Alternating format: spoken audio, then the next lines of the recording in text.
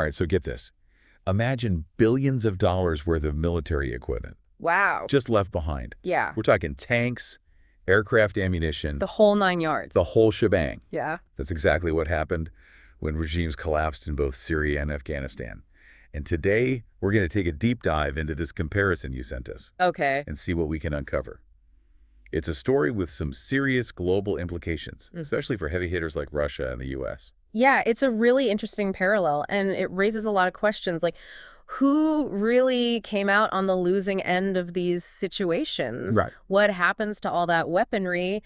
And what does this tell us about future conflicts? You're right, there's a lot to unpack here, and whether you're a seasoned international news follower or just curious about the ripple effects of these events, get ready for some seriously interesting insights. Absolutely. And I think what's particularly striking is how suddenly both of these regimes fell. Yeah. It wasn't a slow decline that everyone saw coming. It was more like someone pulled the rug out from under them. Like a house of cards collapsing just like that.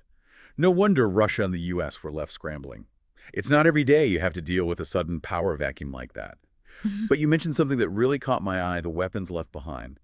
Let's start with Syria, because this article paints a picture of a country that was practically overflowing with Soviet and Russian weaponry even before the Civil War started. That's right. You're looking at a country that between 1950 and 1991 imported almost all of its arms from the Soviet Union.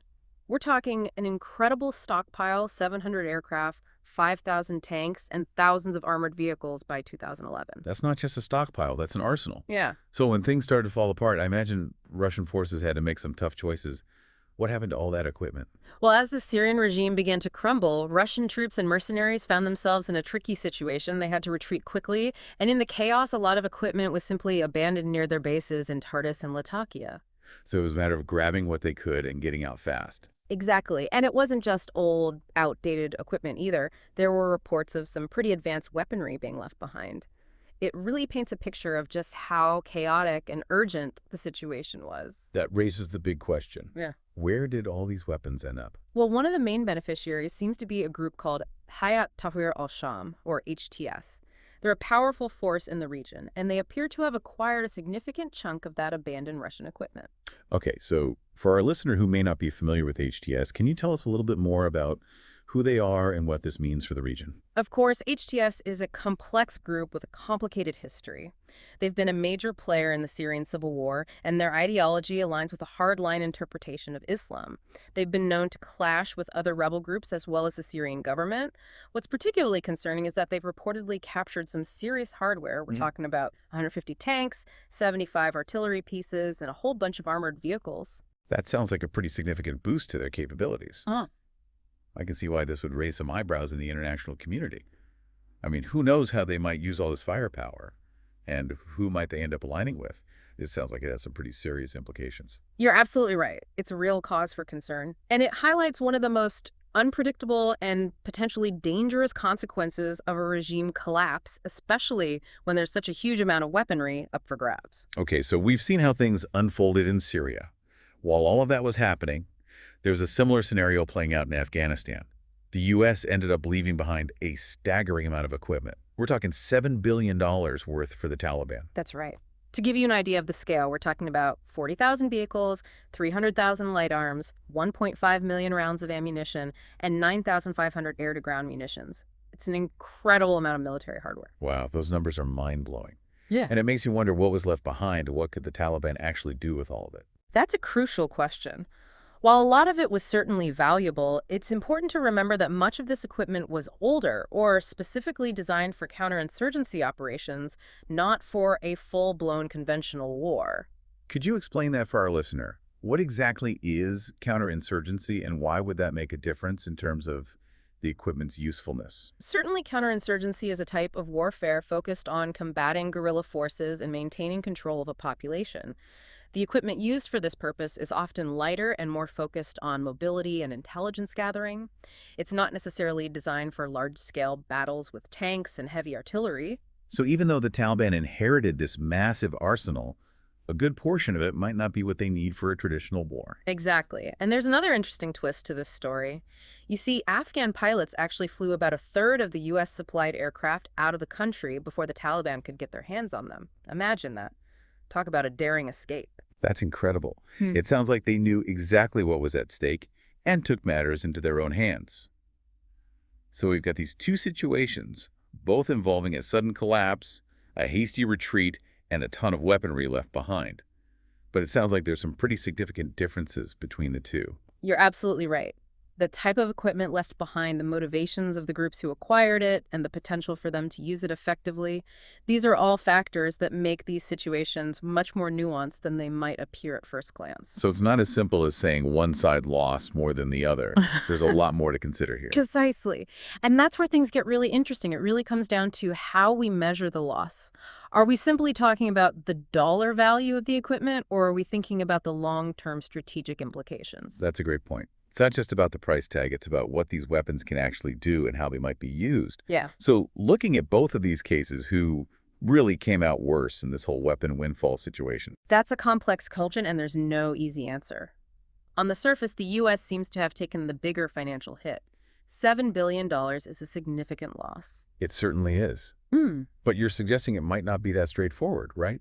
Right. It's important to remember that Russia actually managed to reclaim some of their abandoned equipment. They transported some of it back home to be refurbished and put back into service. So they didn't just cut their losses and walk away. It sounds like they took a more pragmatic approach, salvaging what they could. Exactly. They seem to recognize the value of that equipment and the potential for it to be used again.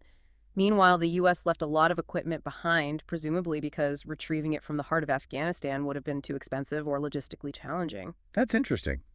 It makes you wonder if the U.S. might end up regretting that decision down the line, especially if that equipment ends up being used against them or their allies. That's certainly a possibility. It really comes down to how you measure the loss. Are we talking purely about the initial financial cost, or are we factoring in the potential long-term consequences? Okay, so let's talk about those long-term consequences. What kind of impact could these abandoned weapons have on future conflicts or alliances? That's where things get really fascinating. For one thing, the presence of all these weapons in unstable regions like Syria and Afghanistan could easily fuel further conflict. So it's not just a matter of who has the most weapons right now, but who might get their hands on them in the future. Exactly. And we've already seen evidence of this in Syria, where HTS has used captured Russian weaponry to bolster their position and increase their influence. It's not hard to imagine a similar scenario playing out in Afghanistan with the Taliban. And that raises another important question. What does this all mean for future military aid decisions? Will countries like the U.S. be more hesitant to supply their allies with advanced weaponry, knowing that it could end up in the wrong hands? It's certainly a possibility. These situations could force a reevaluation of the risks associated with military aid. It's a bit like loaning a valuable tool to someone you're not entirely sure about.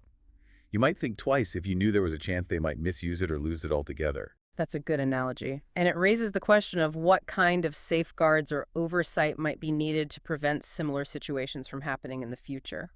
This all makes me think about the different mindsets behind Russia and the U.S.'s actions. It seems like Russia, even though they had the ability to retrieve some of their equipment, still chose to leave significant amount behind. And the U.S., known for its logistical capabilities, didn't even attempt to salvage much of its equipment. What do you make of that? It's a fascinating puzzle, isn't it? It suggests that there might be some fundamental differences in how these two powers assess risk and prioritize their resources. Perhaps Russia, with its longer history of involvement in regional conflicts, is more comfortable with the idea of leaving equipment behind, knowing they might be able to recapture it later if needed. So they're playing a longer game, thinking about future possibilities and the potential for those weapons to come back into play. Possibly, whereas for the U.S., leaving billions of dollars worth of equipment behind might have been seen as too damaging to their reputation and credibility. They might have calculated that it was better to cut their losses and move on, even if it meant taking a hit to their image. That makes sense. It's not just about the weapons themselves, it's about the message it sends to the world. And the optics of abandoning such a vast arsenal, especially for a superpower like the U.S., can be quite damaging. Precisely. And it highlights how even seemingly straightforward situations can become incredibly complex when you factor in global politics, strategic calculations, and the unpredictable nature of armed conflict. It seems like we've uncovered a lot more than just a comparison of lost equipment. We're actually talking about different approaches to power, different calculations of risk and reward, and even different cultural attitudes towards warfare. Exactly. And it just goes to show that even when we think we're looking at a simple comparison, there are always deeper layers to explore. It's all about understanding the nuances, the motivations, and the potential ripple effects. Yeah, it's fascinating how a deep dive into abandoned weapons can lead us to these big picture questions about global power dynamics. But I think you've hit the nail on the head. It's all about those ripple effects. So where do we go from here? What happens next? That's the million-dollar question, isn't it? These abandoned weapons have the potential to reshape the geopolitical landscape in ways we can't even fully grasp yet. It's like a chain reaction, with each event triggering a new set of consequences. Thinking about these ripple effects, I can't help but wonder about the long-term consequences. Could these weapons fuel future conflicts, maybe even empower groups we haven't even heard of yet? It's certainly a possibility. And it's not just about the immediate impact. We need to consider how this might shift the balance of power in already volatile regions. Imagine a scenario where groups like HTS gain enough strength to challenge existing governments or even spark new conflicts. And what about the impact on global efforts to control the flow of arms? If countries become more hesitant to provide military aid after seeing what happened in Syria and Afghanistan, will that create a vacuum that other less scrupulous actors might fill? That's a crucial question. It's possible that we could see a shift towards more clandestine arms, deals with weapons flowing through unofficial channels and ending up in the hands of groups that are even harder to track. It's almost like squeezing a balloon. Yeah. You might stop the flow in one place, but it just pops up somewhere else. Exactly. And this brings us to another critical point, the impact on global perceptions of power and reliability. If countries start to doubt the staying power of their allies or the commitment of major powers like the US, it could have a cascading effect on alliances and partnerships worldwide. So the implications go far beyond just the physical weapons themselves. We're really talking about a potential erosion of trust and stability on a global scale. You've hit the nail on the head. It's about credibility, commitment, and the perceived reliability of global powers. If allies start to question whether they can depend on their partners, it could lead to a more fragmented and uncertain world. That sounds like a recipe for instability and potential conflict. So is there anything that can be done to mitigate these risks?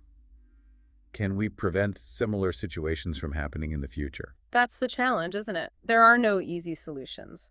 But I think a good starting point would be greater transparency and accountability in the way arms transfers are handled. Knowing where these weapons are going, who's ultimately responsible for them, and what safeguards are in place to prevent them from falling into the wrong hands, that's crucial. It's like a chain of custody for weapons, making sure there's a clear record of where they've been and who's had access to them. Exactly. And beyond that, we might need to rethink our approach to military aid altogether. Instead of just focusing on supplying equipment, perhaps we should prioritize training and capacity building, helping partner countries develop their own security forces that are less reliant on external support. That makes a lot of sense. Empowering countries to take ownership of their own security might be a more sustainable approach in the long run, making them less susceptible to sudden shifts in the global landscape. It's about fostering stability from within rather than trying to impose it from the outside. So we've gone from abandoned weapons to the future of global security, all thanks to this deep dive you sent our way. Okay. It's incredible how interconnected everything is. But I think the main takeaway here is that these events, as dramatic as they were, are just the beginning of a much larger story that's still unfolding. Absolutely. The ripples from these regime collapses will continue to spread for years to come. And in understanding the complexities, the potential consequences, and the choices we make moving forward, that's essential for navigating the increasingly turbulent waters of global affairs. This deep dive has really opened my eyes to the complexities of these situations. We started with a seemingly simple comparison, and we ended up with a whole new perspective on the global balance of power, the risks of military aid, and the long-term consequences of regime collapse. It's been really eye-opening. It really has. And for anyone listening, I'd encourage you to look into this more. There's a lot of information out there about arms transfers and conflict monitoring groups. It's all publicly available. That's a great point. We'll make sure to include some links in the show notes for folks who want to dig deeper. But for now, I think that's about all the time we have. Sounds good. Thanks so much for joining us for this deep dive. It's been a really thought-provoking conversation. Absolutely. It's been a pleasure. And to all our listeners out there, we'll catch you on the next deep dive.